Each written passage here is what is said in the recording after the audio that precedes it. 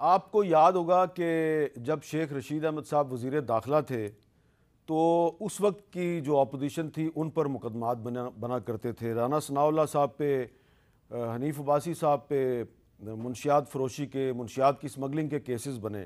اب رانا ثناء اللہ صاحب وزیر داخلہ ہیں اور شیخ رشید احمد صاحب پہ، پرویز لائی صاحب پہ شراب نوشی کے مقدمات بن رہے ہیں اور بھی بہت سے مقدمات بن رہے ہیں. ایسا لگتا ہے کہ پاکستان کی سیاست ایک شیطانی چکر میں پھنس گئی ہے اور یہ پتہ نہیں چل رہا یہ شیطانی چکر کب ختم ہوگا.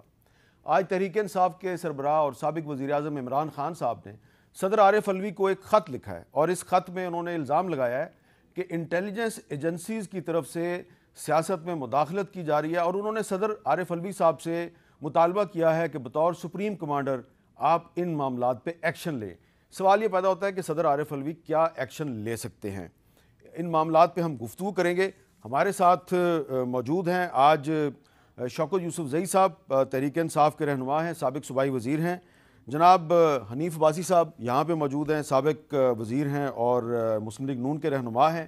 اور سلمان اکرم ملک کے معروف ماہر قانون ہیں.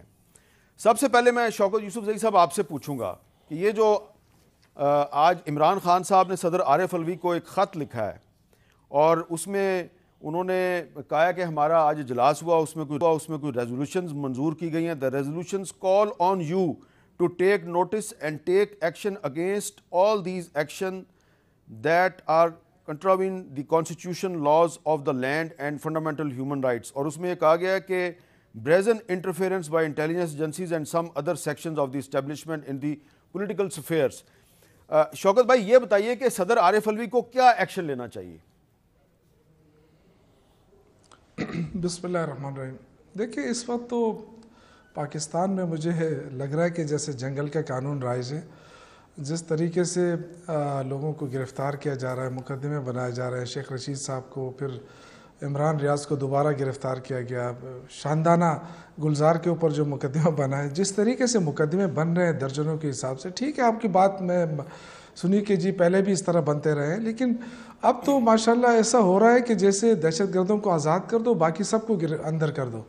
تو یہ جو صورتحال ہے اس وقت بہت کٹن صورتحال سے ہم گزر رہے ہیں. ایک دیکھیں ایک پولیٹیکل ایشوز ہوتے ہیں، وہ پولیٹیکل ایشوز تو ہم حل آپس میں لڑتے رہیں گے. اس وقت ایشوز نہ صرف پولیٹیکل ہے بلکہ معاشی بھی ہے اور دہشت گردی کے واقعات بھی ہو رہے ہیں. تو ان دونوں میں بڑی سنجیدگی کا مظاہرہ کرنا ہوگا. لیکن اس وقت جو نفرتیں پھیلائی جا رہی ہیں نا، اس سے میں سمجھتا ہوں کہ بہت بڑا نقصان ہو رہا ہے پاکستان کا. اور آج میں آپ کو ایک بات بتاؤں کہ دیکھیں اسمبلیاں تو توڑ دی گئیں. اسمبلیاں ٹوٹنے کے بعد یہ آئین جو ہمیں بتاتا ہے کہ 90 دن میں انتخابات کرانا ہے، اور کس کے ذریعے؟ نگران گورنمنٹ کے ذریعے.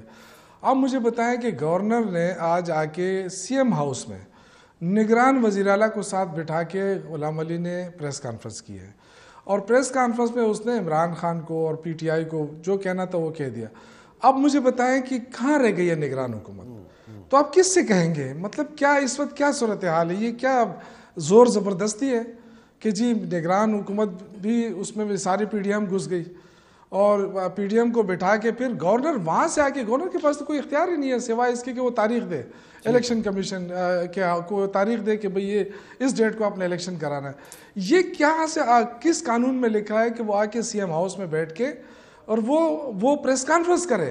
نگران وزیر اعلیٰ ایسے بیٹھا ہے جیسے کہ اس کا کوئی پی اے بیٹھا ہے. تو یہ جو صورتحال ہے نا حامد بن بھائی سے، یہ آپ یعنی کہ اس وقت میں یہ کہوں گا کہ صرف میڈیا جو ہے وہ اس چیز کو ٹیکل کر سکتا ہے. ہمارے پاس کیا راستے ہیں؟ ہمارے پاس عدالتیں ہیں، میڈیا کو ہم بتا سکتے ہیں، اور ظاہر ہے صدر مملکت اس وقت نیوٹرل ہے. صدر مملکت کو ہم بتاتے ہیں جو سب سے بڑا آئینی عہدہ ہے. اب کرے یا نہ کرے وہ تو ایک الگ بات ہے، یا اس کے پاس اختیار ہے یا نہیں ہے، لیکن ہم اپنی آواز بتا رہے ہیں کہ یہ پاکستان کے ساتھ اچھا نہیں ہو رہا ہے. یہ ریکارڈ پہ تو لانا چاہتے ہیں نا، ٹھیک ہے، کہ اس وقت دہشت گردی اگر ہو رہی ہے تو کیوں ہو رہی ہے، اور اس میں گورنمنٹ کیا رول ادا کر رہی ہے، اس میں وزیر داخلہ کا کتنا رول ہے، وہ کیا مطلب آپ نے دیکھا ہے کہ یہاں آ کے اس نے کہ کسی ایجنسیوں سے یا اس سے بیٹھ کے کوئی بات کی ہو کہ بھئی یہ کیا ہو رہا ہے اور کس طرح اس کو ہم نمٹ سکتے ہیں، کس طرح اس کو ہم روک سکتے ہیں؟ اس وقت پریارٹی ہے ہی نہیں. پریارٹی تو یہ ہے کہ پی ٹی آئی کو کیسے دیوار سے لگایا جائے، عمران خان کو کیسے گرفتار کیا جائے، اور پی ٹی آئی کے لوگوں کو کیسے پریشرائز کیا جائے. یہ میں سمجھتا ہوں کہ یہ صورتحال غلط ہے، یہ ایسا نہیں ہونا چاہیے. اور ایک لیونگ فیلڈ ہونی چاہیے، ایسی فیلڈ کہ جس میں سارے انتخابات کے لیے ہر کوئی اپنے رائے دے سکے، اپنا رول ادا کر سکے، لیکن ایسا مجھے لگ نہیں رہا ہے۔